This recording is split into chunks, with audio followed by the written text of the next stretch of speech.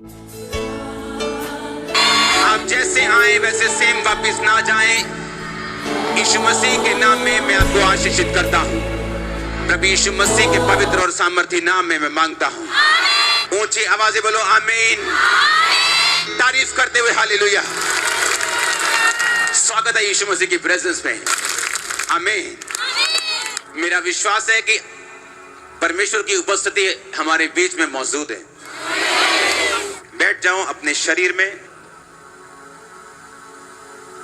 अपने हाथों को उठाओ, बोलो जितना वचन मैं सुनूं मैं 100 गुना फलों को लेके आऊं, क्योंकि मैं इस वचन से प्यार करता हूं। मुझे इस वचन की सच्चाई मालूम है। प्रभु यीशु मसीह के सामर्थी नाम में हम मांगते हैं। नीति वचन 16 उसकी 3 आयत को हम पढ़ेंगे। अपने कामों को यहोवा पर डाल दे, इससे तेरी कल्पनाएं सिद्ध होंगी।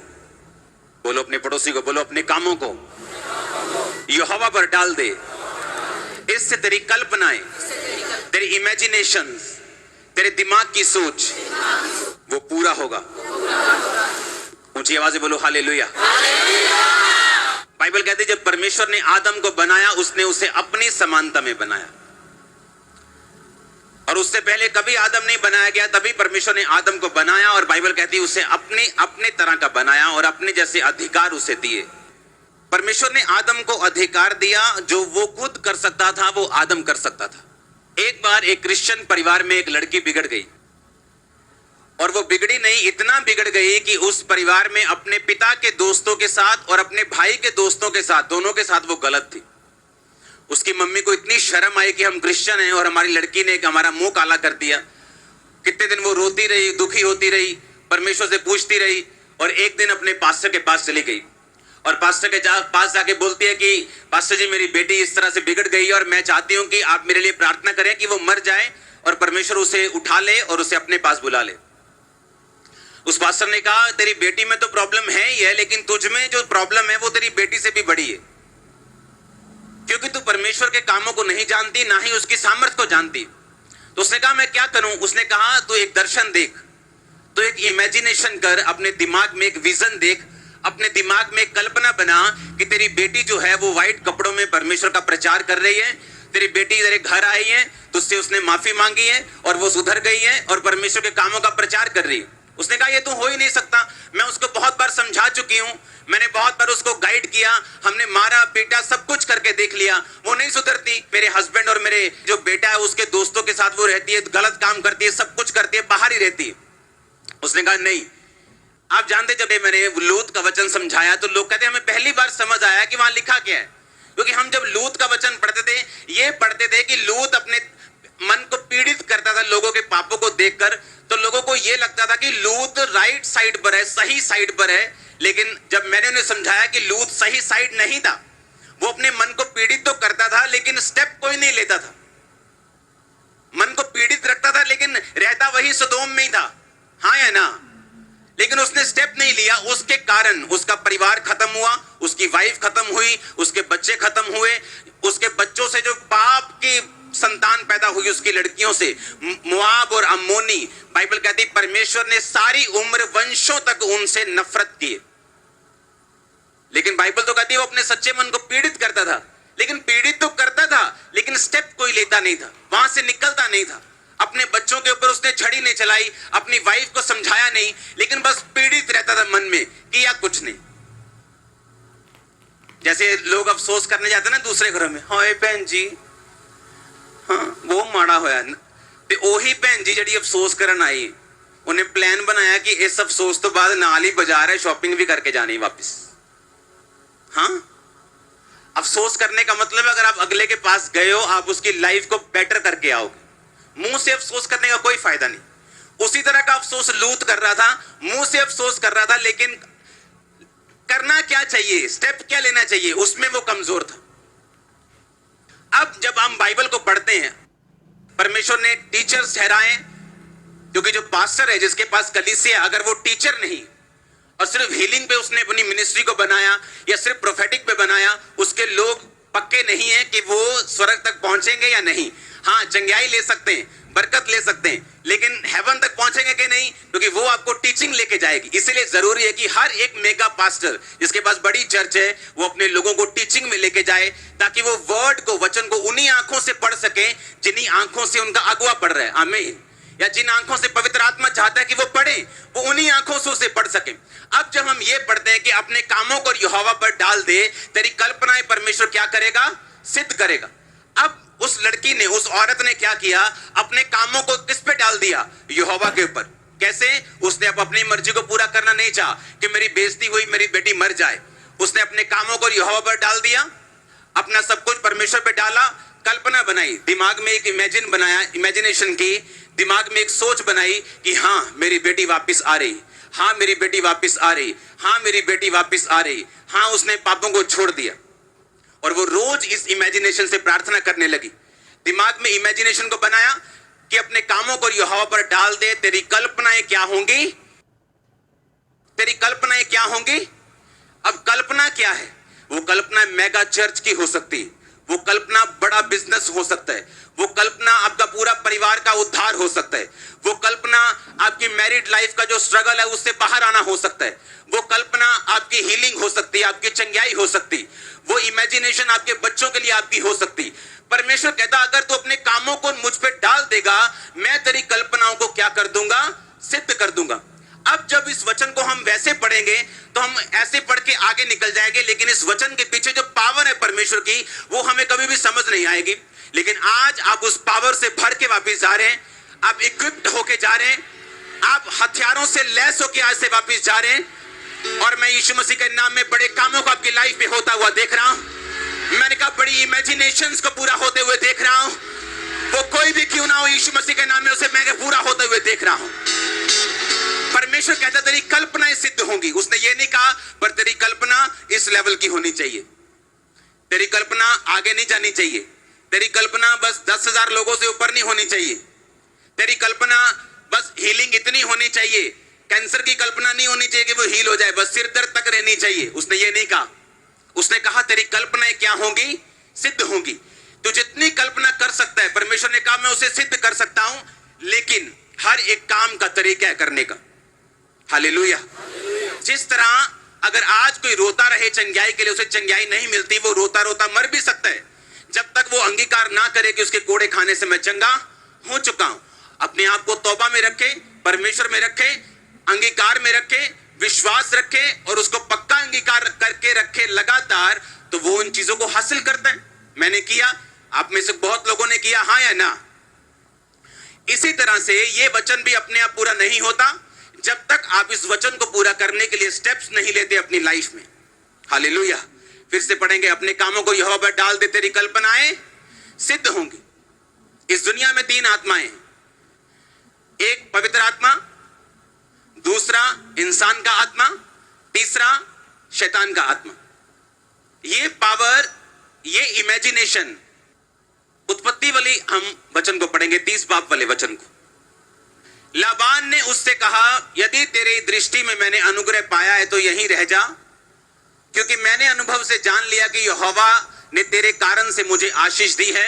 फिर उसने कहा तू ठीक बता कि मैं तुझको क्या दूं और मैं उसे तुझे दूंगा। उसने कहा तू जानता है कि मैंने तेरी सेवा कैसे की है और तेरे पशु मेरे पास किस प्रकार से रहे। मेरे आने से पहले वो कितने थे, अब कितने हो गए। यहोवा ने मेरे आने पर तुझे आशीष दी है, पर मैं अपने घर का काम कब करने पाऊंगा। फिर उसने कहा मैं तुझे क्या दूं। याकूब ने कहा तो मुझे कुछ ना दे, मेरे लिए काम कर, फिर मैं तेरी भेड़ बकरियों को चराऊंगा और उनकी रक्षा करूंगा। मैं आज तेरी सब भेड़ बकरियों के बीच होकर निकलूंगा। जो भेड़ या बकरी चित्ती वाली और चित कबरी हो, और जो भेड़ काली हो, जो बकरी चित कबरी और चित्ती वाली हो, उन्हें मैं अलग कर रखूंगा और वे मेरी मजदूरी की ठहरेंगी। जब आगे को मेरी मजदूरी की चर्चा तेरे सामने चले, तब धर्म की यह साक्षी होगी, अर्थात बकरियों में से जो कोई चित्ती वाली या चित कबरी हो, या भेड़ों में से जो कोई काली ना हो और मेरे पास मिले तो वो चोरी की होगी। तब लाबान ने कहा तेरे कहने के अनुसार हो। तब उसने उसी दिन धारी वाले और चित कबरे बकरों और चित्ती वाली और चित कबरी बकरियों को, अर्थात जो कुछ उनमें उजलापन था, उनको और सब काली भेड़ों को अलग करके अपने पुत्रों के हाथ में सौंप दिया। और उसने अपने और याकूब के बीच में 3 दिन के मार्ग का अंतर ठहराया और याकूब लाबान की भेड़ बकरियों को चराने लगा। तब याकूब ने चिनार, बादाम और अमोन वृक्ष की हरी हरी छड़ियां लेकर उन्हें कहीं कहीं से छील कर धारीदार बना दिया, ऐसे कि उन छड़ियों की सफेदी दिखाई देने लगी।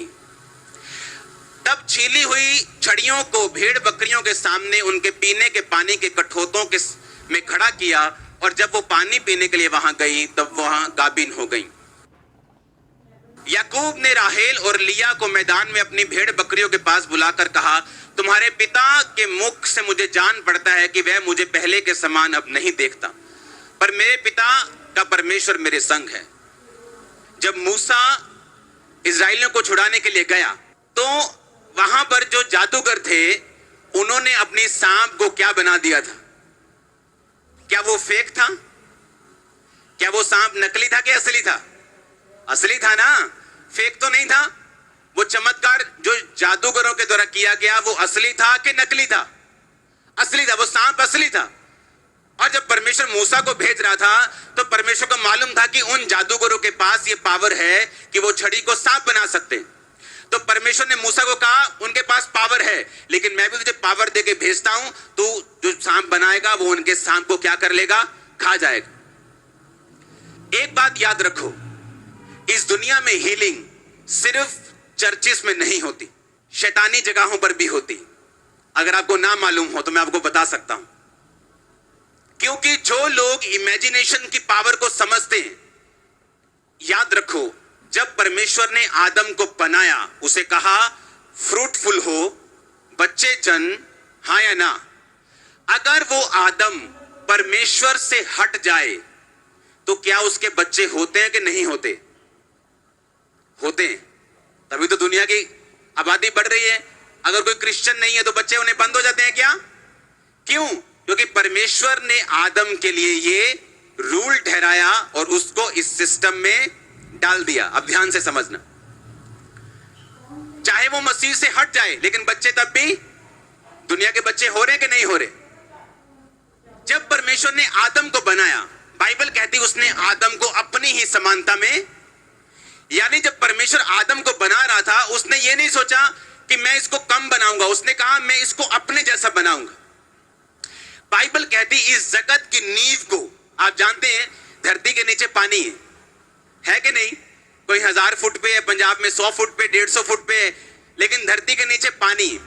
परमेश्वर ने पानी के ऊपर धरती की नींव को स्थिर किया। और कैसे किया?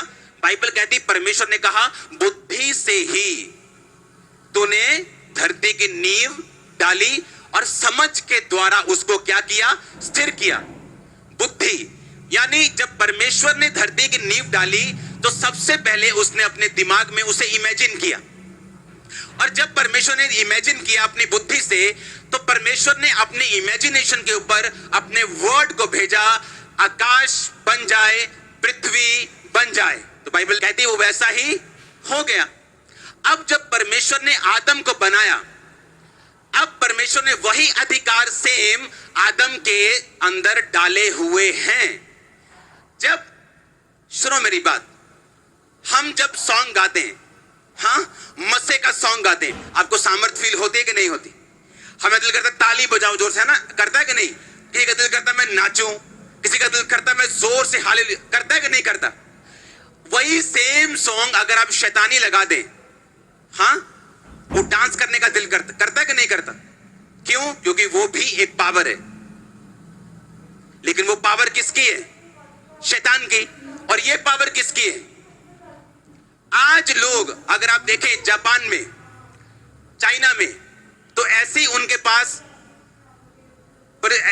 पास तरीके हैं जिससे वो आदमियों को हील करते हैं अपनी इमेजिनेशन से, पर वो आत्मा उद्धार का आत्मा नहीं, और वो लिमिटेड है।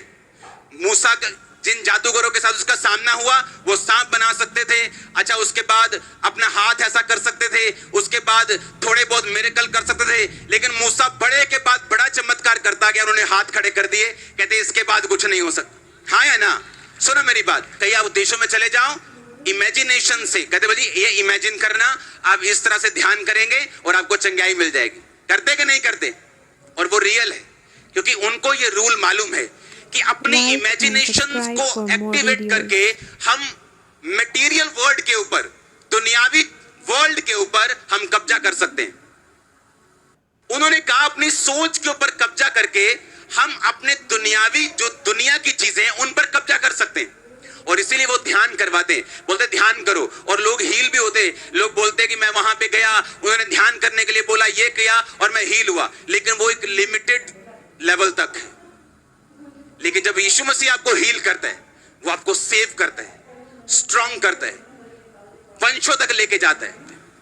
अब ये बात अगर आपको नहीं मालूम, मान लो एक राजा जिसका बच्चा पैदा हुआ और वो बच्चा कोई दूसरे देश में चला गया, उसको मालूम नहीं कि मैं प्रिंस हूं, या उसको मालूम नहीं मैं राजकुमारी हूं। जब तक उसको ये मालूम नहीं और जब तक वो अपने देश में ना आए, तब तक वो अपने अधिकारों का प्रयोग नहीं कर सकती, अपने लाइफ को उस लेवल पर एंजॉय नहीं कर सकती जिस लेवल में वो पैदा हुई। हाँ या ना? उसी तरह से जब तक एक क्रिश्चियन को मालूम नहीं होता कि मेरे अंदर पावर क्या है, अगर मैं क्रिश्चियन हूं तो वही हाल आपका है, वही हाल आपके पड़ोसी का है। वो भी दुखी है, आप भी दुखी हैं, वो भी बीमार है, आप भी बीमार हैं, वो भी गरीब है, आप भी गरीब। तो फर्क कहां पे? क्योंकि हमने अपने अधिकारों का प्रयोग ही नहीं किया, हमने अपने अधिकारों को पहचाना ही नहीं, हमको मालूम नहीं हम कर क्या सकते हैं।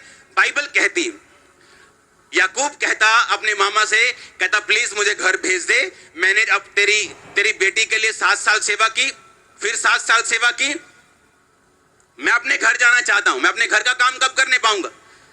कहता नहीं नहीं यही रुक जा, तेरे रुकने से मुझे आशीष मिली है, मेरी भेड़ बकरियां बढ़ गई। याकूब ने सोचा ये ऐसे मुझे जाने नहीं देगा, उसने स्कीम लगाई। मैं आपको आसान भाषा में आपको एक्सप्लेन करूंगा वो स्कीम क्या थी। उसने कहा ठीक है, मैं तेरी भेड़ बकरियों को चराऊंगा, तुझसे कुछ नहीं लूंगा, पर एक शर्त है, ये काली भेड़ बकरियां, मैं आपको इमेजिन बता रहा हूं कि आप ऐसा सोच लो, क्योंकि चितकबरी धारी वाली आप कंफ्यूज हो जाओ। उसने कहा सारी काली भेड़ें, काली भेड़ के पति, काली बकरियां, काली ही बकरियों के पति सब मुझे दे दे, सारे काले मुझे दे दे। जितने काले होंगे और उनमें जो बच्चे अगर पैदा हुए, अगर वो सफेद हुए, वो मेरी तनख्वाह, बाकी सब तेरा। उसके मामा ने सोचा ये तो लॉटरी लग गई। अब काली माँ है, अफ्रीका की माँ है, अफ्रीका का बाप है, बच्चा अंग्रेज पैदा होगा ही नहीं। उसने कहा ये तो लॉटरी। उसने कहा ठीक है भाई, मैं बहुत खुश हूं, ले ले काली सारे तेरे, जितने चिट्टे बच्चे पैदा होंगे वो तेरे, तेरी तनख्वाह, बाकी तू मुझे दे देना। लबान को लगा मेरी लॉटरी लग गई, फ्री का नौकर मिल गया। लेकिन वो भूल गया याकूब एक ऐसे परिवार से निकला था जो परिवार वचन को जानता था। क्यों? अब्राहम। दूसरा कौन? इसहाक को मत भूलो। बाइबल कहती है शाम के टाइम वो वचन पर ध्यान करने के लिए जाता था, मनन करने के लिए, मेडिटेशन, सोचने के लिए, इमेजिन करने के लिए। उसे मालूम था मेरी इमेजिनेशन ही है जो रिबका के 20 साल के गर्भ के सूखे को खत्म कर सकती। उसका रोना नहीं कर सकता।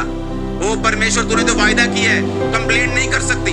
उसे मालूम था कि ये इमेजिनेशन, ये वचन पे चलना और अपने अधिकारों का प्रयोग करना मेरे सूखे को खत्म कर सकता है। और याकूब उसी परिवार से था। उसने क्या किया मालूम? उससे पहले आपको वचन 31 वाला पढ़ो। उसने कहा तुम्हारे पिता ने मेरी मजदूरी को 10 बार बदला, तो भी परमेश्वर ने मेरी हानि नहीं करने दी। उसने कहा चिट्टे वाली बच्चे तेरी मजदूरी ठहरेंगे, तब भेड़ बकरियां चिट्टी वाली जनने लगी। और जब उसने कहा धारी वाले बच्चे तेरी मजदूरी होंगे, तब भेड़ बकरियां धारी वाले जनने लगी। हुआ कैसे ये? हाँ, इसी रीति से परमेश्वर ने तुम्हारे पिता के पशु लेकर मुझको दिए। भेड़ बकरियों के गाभिन होने के समय मैंने स्वप्न में क्या देखा? वो अपनी पत्नी को एक्सप्लेन कर रहा है कि जब भेड़ बकरियां गर्भवती होती थी तो मैंने स्वप्न में क्या देखा। क्या देखा उसने? कि जो बकरे बकरियों पर चढ़ रहे हैं वो धारी वाले, चित्ती वाले और धब्बे वाले हैं। तब परमेश्वर के दूत ने सपने में मुझसे कहा, हे याकूब। मैंने कहा क्या आज्ञा? उसने कहा आंखें उठाकर उन सब बकरों को जो बकरियों पर चढ़ रहे हैं देख कि वो धारी वाले, चित्ती वाले धब्बे वाले हैं, क्योंकि जो कुछ लाबान तुझसे करता है मैंने उसे देखा है। उसने कहा कि मुझे सपने में दूत ने आके बोला कि तेरे पास भेड़ बकरियां कौन सी है? उसने कहा काली भेड़ें हैं, काली भेड़ों के पति, काली बकरियां, काली बकरियों के पति। उसने कहा नहीं, तो दर्शन देख कि जो बकरे हैं वो काले नहीं, वो चित्ती वाले हैं। कब? जब उसका मामा आके बोला, ओए अब से चित्ती वाले, जितने चित्ती वाले होंगे वो तेरी तनख्वाह। ठीक है, रात को सो रहे और दूध सपने में आके बोलता है कि दर्शन में कि जितने बकरे बकरियों के ऊपर हैं वो चित्ती वाले हैं। पर है वो कौन से थे? काले। पर दर्शन में क्या देख रहा है, वो कौन से हैं? और जब सुबह उठता था और 2 महीने 3 महीने बाद जो बच्चे पैदा होते थे वो चित्ती वाले होते थे। सुनो मेरी बात, लाबान आता था, लाबान से क्या हुआ? अरे चित्ती वाले कैसे पैदा हो गए? नहीं नहीं नहीं, ये कोई डीएनए में गड़बड़ हो गई है। अब चित्ती वाले नहीं, अब जितने धारी वाले होंगे वो तेरी तनख्वाह है। वो जैसे सपनों में सोया, दूत आया, बोला अब तू देख दर्शन में कि जितने बकरे चढ़ रहे वो धारी वाले, 2 महीने बाद धारी, 3 महीने बाद धारी वाले बच्चे पैदा हो रहे। उसका मामा आके फिर देख रहा है, ये क्या हो रहा है, धारी वाले कैसे हो रहे? नहीं, कुछ अब की बार कुछ लोचा हो गया, केमिकल लोचा। हाँ, अब जितने डॉट वाले बच्चे होंगे वो तेरे होंगे। और कितना कहता, 10 बार उसने मेरी मजदूरी को बदला, 10 बार मैंने दर्शन देखा और वही बच्चे पैदा किए जो मुझे चाहिए थे। इमेजिनेशन। अगर शैतान के दूत, अगर शैतान के लोग इमेजिनेशन करके कुछ लेवल की हीलिंग दे सकते हैं, जादू कर सकते हैं, टोना कर सकते हैं, छड़ी को सांप बना सकते हैं, आप जिसके पास पवित्र आत्मा है वो सोचो आप क्या नहीं कर सकते। सुनो, हमारी इमेजिनेशन छोटी होने के कारण परमेश्वर हमारी जिंदगी में वो काम नहीं कर पाता जो वो सच में चाहता है कि हो, क्योंकि उसे डिस्कवर करना, उसे खोजना ये परमेश्वर का काम नहीं, ये आपका काम है। अगर आप अपने आप को कम समझोगे क्योंकि आप फलानी जाति से हो, मैं तो छोटा हूं जी, मैं तो बहुत गरीब हूं जी, मेरा तो गोत्र बड़ा छोटा है जी, अगर आप इसी तरह सोचते रहेंगे आप कभी बड़े काम नहीं कर सकते। क्योंकि परमेश्वर ने जब आपको बनाया उसने कोई जाति नहीं बनाई, कोई गोत्र, कोई कास्ट नहीं बनाई, उसने आपको बनाया। आप मत सोचो यहाँ लाखों लोग, हजारों लोग बैठे हैं, दुनिया में लाखों लोग, आप ये सोचो परमेश्वर ने सिर्फ आपको बनाया और अपने जैसा बनाया, और आप वही कर सकते हो जो परमेश्वर कर सकता है। जितने चर्च की ग्रोथ आप देखते हो ये सब मेरे इमेजिनेशन में थी। जो आप बनता हुआ देख रहे हो ये इमेजिनेशन में था। बाइबल कहती है जब वो सपने में देख लेता था तो सुबह उठ के क्या करता था, कुछ छड़ियां लेता था, उन्हें बीच से अगर धारी वाले बच्चे चाहिए तो छड़ियों को छीलता था, ऐसे छील देता था, ऐसे छील देता था, और इन्हें धारी वाला बना के इन छड़ियों को बकरियों के सामने रखता था। जब वो उसे देखकर पानी पीती थी वही बच्चे पैदा करती थी। इमेजिन करो आप। और हर बार जब उसकी मजदूरी बदली जाती थी, हर बार उस मजदूरी को वो अपने फायदे में बदल लेता था। अगर हम अपने परमेश्वर को छोटा समझेंगे वो छोटा है, गरीब समझेंगे वो गरीब है, सर्वशक्तिमान समझेंगे वो सर्वशक्तिमान है, सब कुछ कर सकता है तो सब कुछ कर सकता है, थोड़ा कर सकता है तो थोड़ा कर सकता है। जैसा आप उसे समझेंगे वो वैसा आपकी लाइफ में काम करेगा। अपने कामों को यहोवा पर डाल दे, तेरी कल्पनाएं, तेरी इमेजिनेशन। अब वो लेडी कल्पना बना के बैठी कि मेरी बेटी आ रही, मेरी बेटी आ रही, मेरी बेटी आ रही, मेरी बेटी आ रही। वो तौबा कर ली। रोज शाम को प्रार्थना करते हुए जब बैठती थी तो एक्सपेक्ट करती थी कि किसी दिन मेरे दरवाजे पे ठक ठक होगी, किसी दिन मेरे दरवाजे पे नॉक नॉक होगा। और एक दिन सच में नॉक हुआ, दरवाजा खोला, उसकी बेटी सामने खड़ी थी। जब सामने खड़ी तो उसे उसकी बेटी के दिल में जो था कि सुसाइड करने वो जा रही थी। उसकी माँ पीछे इमेजिनेशन में थी कि मेरी बेटी को परमेश्वर बदल रहा है, और वो थैंक्स कर रही थी, प्रार्थना कर रही थी। और उसने कहा मेरा दिल ऐसा मुझे हुआ कि मरने से पहले मुझे गिल्टी फील हुआ बहुत कि मैंने गलत काम किया और मैं सुसाइड करने जा रही थी, लेकिन मुझे ऐसा लगा कि मैं एक बार अपनी माँ से मिल लूं। तो उसके दिल में था कि अगर मैं अपनी माँ से मिलूं तो वो बहुत गुस्से वाली है, पता नहीं मुझे स्वीकार नहीं करेगी, अगर वो नहीं करेगी वापस आ जाऊंगी, सुसाइड कर लूंगी, लेकिन एक बार मैं ट्राई करना चाहती हूँ। जैसे ही वो दरवाजे पे गई, उसे नहीं मालूम था उसकी माँ बदल चुकी, उसकी माँ का माइंड पास्टर ने चेंज कर दिया। जैसे ही उसने दरवाजा खोला, उसकी माँ रो पड़ी, उसे गले से लगाया, वो भी रो पड़ी। और आज वो लड़की प्रचारक है, वो लड़की जो वेश्या थी प्रचारक है, आज प्रीचिंग करती पूरी दुनिया में। हालेलुया।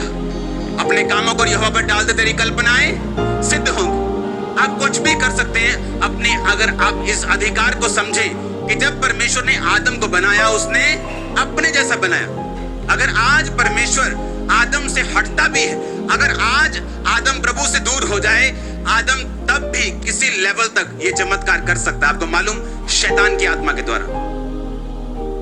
क्योंकि same imagination, same rule devil kingdom में भी, क्योंकि शैतान कॉपी करने वाला है। मूसा सांप बनाया, कहते हमने भी सांप बनाया। क्योंकि शैतान भी स्पिरिचुअल जो रूल्स है वो उन्हें जानता है, समझता है। इसलिए वो डेविलिश म्यूजिक तैयार करता है, डेविलिश जगहों को तैयार करता है। उसे मालूम है स्पिरिचुअल रूल्स क्या है। और आज जब आदम इंसान प्रभु से हट जाए किसी लेवल तक, इसी रूल्स के जरिए वो काम कर सकता है। पर उसे ये बात मालूम होनी चाहिए कि उद्धार सिर्फ एक ही नाम के नीचे, वो नाम का नाम, वो नाम को बुलाओ ऊंची आवाज में, कौन सा है? बोलो यीशु, ऊंची आवाज में बोलो यीशु। हालेलुया। जोर से हालेलुया बोलो एक बार, जोर से। अगर आप समझ जाएं आपकी इमेजिनेशन पावर कितनी, आप रोना बंद कर दें कि अभी आप कहां पे, सिचुएशन क्या है, बीमारी क्या है, क्या दिक्कत है। अगर आप उस पावर को समझ जाएं जो परमेश्वर ने आपको दी। इमेजिन करो अगर शैतानी लोग इस पावर से एक लेवल तक काम कर सकते हैं, आप सोचो किस लेवल तक जा सकते हैं। जबकि परमेश्वर का आत्मा आपके पास है। अब इंसान की आत्मा को चॉइस करने की, वो शैतान की आत्मा के साथ काम करना चाहता है या वो परमेश्वर की आत्मा के साथ काम करना चाहता है। एक जादूगर जो सांप को, छड़ी को सांप बना रहा है, हो सकता है अपनी लाइफ में हर तरफ वो फेल हो, बस वही पावर उसके पास। लेकिन जब आप उसको सांप बनाएंगे, आप चारों तरफ से सक्सेसफुल होंगे साथ साथ। क्यों? क्योंकि आप परमेश्वर की आत्मा से जो काम कर रहे हैं, आप उसमें सुरक्षित भी हैं। परमेश्वर ने बुद्धि से लिखा, धरती की नींव को डाला, समझ से उसको स्थिर किया। और वही बुद्धि परमेश्वर ने आपको दी। और बाइबल कहती है जब आप परमेश्वर का डर मानते हैं, पाप से दूर रहते, शराब से दूर रहते, व्यभिचार से दूर रहते, खिलाफत से दूर रहते, निंदा से दूर रहते, बाइबल कहती है वो बुद्धि आप में होती। और वही बुद्धि अगर आप में है, वो विजडम आप में है, वो विजडम आपको लीड करेगी कि आप इमेजिनेशंस को अपने हार्ट में रखें और वो आपकी अगुवाई करेगी उन्हें पूरा करने के लिए भी। अब आपने पावर तो समझ ली कि इमेजिनेशन क्या कर सकती, कल्पनाएं सिद्ध कैसे हो सकती। आपने ये तो समझ लिया कि ये हो सकता है, मैं इमेजिनेशन के थ्रू हीलिंग ले सकता हूं, डिलीवरेंस ले सकता हूं, बढ़ सकता हूं। लेकिन अब आप याकूब की तरह छड़ियां छीलोगे, क्योंकि उसको तो बकरियों की प्रॉब्लम थी, लेकिन आप बकरियों की प्रॉब्लम से नहीं आए, हाँ या ना?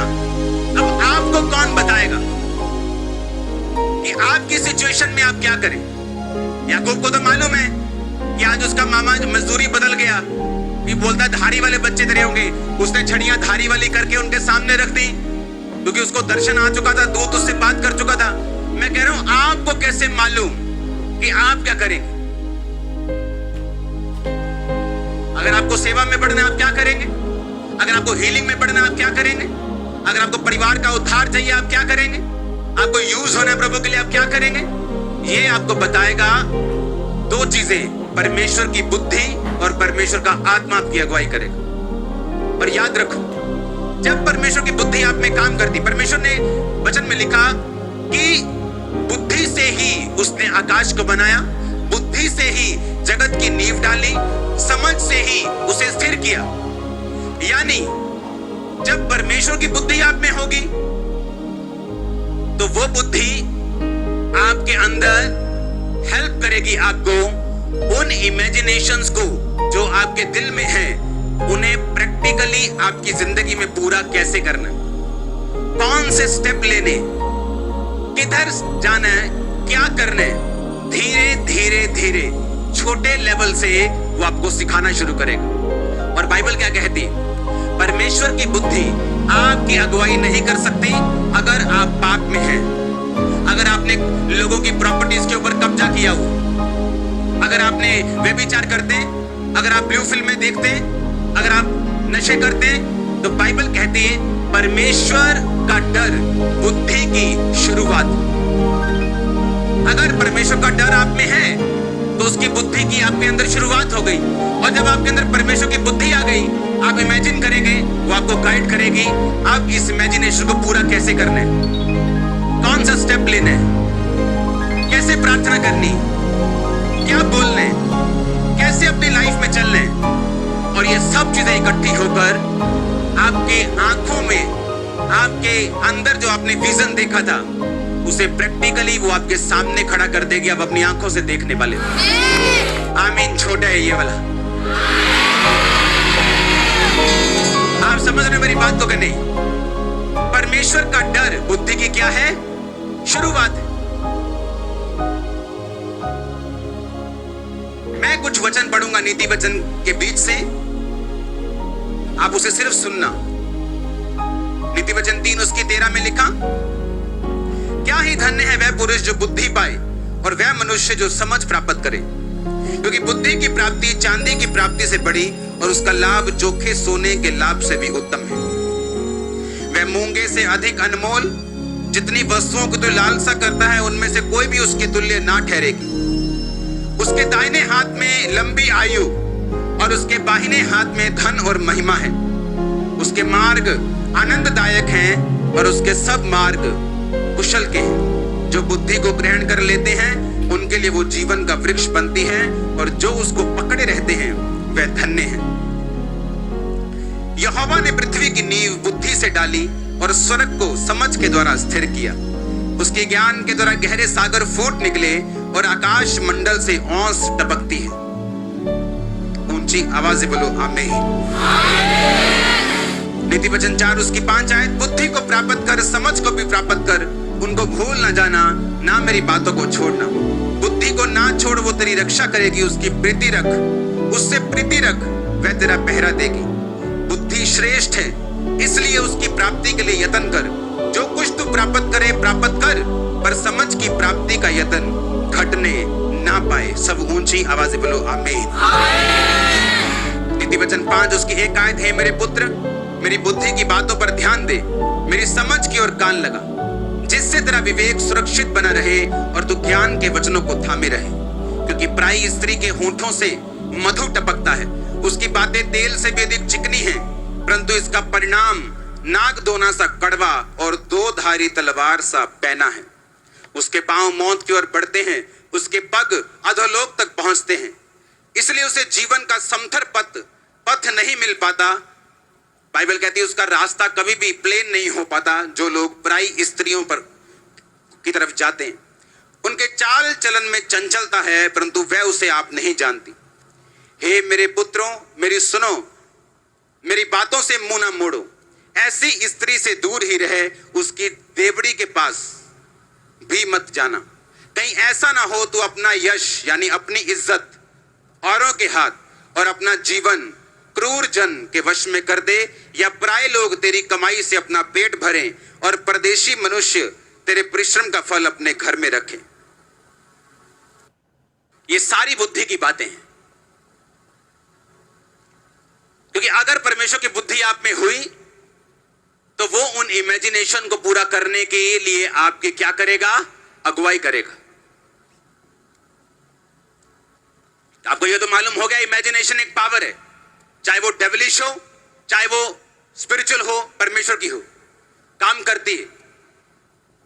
लेकिन डेविलिश शैतान की लिमिटेड है, परमेश्वर की अनलिमिटेड है और उद्धार भी देती है। और ये अधिकार याकूब को मालूम थे। अब एक है कि पावर के बारे में मालूम होना, एक है इस बात के लिए मालूम होना कि मेरे घर में यह बंदूक पड़ी है, और दूसरी बात यह है कि उस बंदूक को चलाना भी आना चाहिए। आज मैंने आपको बताया कि आपके पास एक बंदूक है, अपनी इमेजिनेशन की। और चलानी कैसे है? कहता बुद्धि के साथ तुम उसे चला सकते हो। और बुद्धि क्या है? परमेश्वर का डर मानना क्या है? बुद्धि की शुरुआत है। कहता तेरी आयु बढ़ेगी, तू कुशल से रहेगा।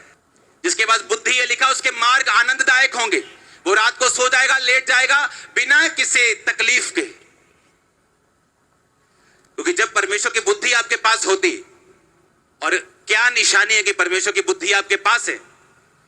आप पाप से दूर रहेंगे, ये निशानी। बुराई से दूर रहेंगे, ये निशानी। कब्जों से दूर रहेंगे, लालच से दूर रहेंगे, ये निशानी। क्योंकि जिस दिन आपने रूल तोड़े, जिस दिन आपने व्यभिचार किया, जिस दिन आपने परमेश्वर के वचन के खिलाफ चले, तो वो बुद्धि जिसने आपकी इमेजिनेशन को कंप्लीट करने आपकी लाइफ में कभी काम नहीं करेगी। मुझे नॉलेज तो है कि मैं स्पिरिचुअली पावरफुल हूं, पर उसको पूरा करने के लिए अब आपको परमेश्वर के साथ की जरूरत है। For the next video and update, like and subscribe the channel. God bless you. और साथ देगी आपकी बुद्धि, अगर परमेश्वर की बुद्धि आप में हो। और वो तब होगी जब आप परमेश्वर के वचन पे चलेंगे। मैं एक क्वेश्चन आपसे करता हूं, अगर याकूब चोर होता और ये सोचता कि अगर उसने मेरे साथ गलत काम किया, मैं भी उसको बताऊंगा, मैं भी चोरी करूंगा, तो क्या परमेश्वर की बुद्धि काम करती वहां पे? बोलो। क्योंकि परमेश्वर की बुद्धि तब काम करती है जब आप वचन पे खड़े हैं। तब वो आपकी अगुवाई करेगी कि तेरे मन में जो इमेजिनेशन तूने बना के रखी, इसको पूरा करने के लिए वो आपको तरीके देगा। इसी दुनिया के आत्मिक और शारीरिक दोनों, और आप अपनी मंजिल की ओर बढ़ते जाएंगे। क्योंकि मैं परमेश्वर की बुद्धि आप में वास किए हुए देख रहा हूं आज। मैं ऐसे लोगों को जानता हूं, ऐसे पास्टर्स को जानता हूं। जब मैं एक विश्वासी था और पास्टर्स के साथ पास्टर्स मीटिंग में जाया करता था, वहां वो अपना विजन शेयर करते थे कि मेरा विजन 90,000 लोगों का है, मेरा विजन 1 लाख लोगों का है। और जब मैं बैठ के बहुत इंप्रेस होता था, वाह क्या विजन है। जैसे लूत अपने दिल को दुखी करता था ना, ऐसे विजन होता था। मैं पास्टर बन गया, उसके बाद मैंने सेवा शुरू की, सेवा बढ़ गई। 17 साल हो गए मुझे देखते, वो अभी भी उन्हीं 100 लोगों में। बताइए क्यों? आपकी अकेली इमेजिनेशन, विजन कुछ नहीं कर सकता जब तक आप में परमेश्वर की बुद्धि काम नहीं करेगी।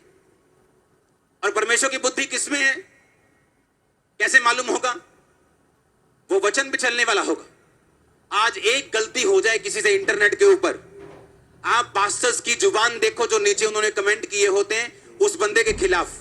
उसने तो गलती की है, उसे तो शायद परमेश्वर ने उसी घंटे माफ कर दिया होगा, लेकिन तुम्हारी गलती उससे भी बड़ी है और तुम नहीं जानते तुम क्या बोल रहे। अगर मैं भी इंटरनेट पे जाके उसे बोलने लग जाऊं, तूने ये किया है, तू शैतान है, तू ये है। कोई भी गलती कर सकता है, वो भी इंसान है। लेकिन उसका मतलब क्या? आप उसकी गलती को एक प्लेटफॉर्म बना लेंगे अपनी जेलसी को, कि ऐसे करने से जय मसीह की आप क्रिश्चियन बन जाएंगे।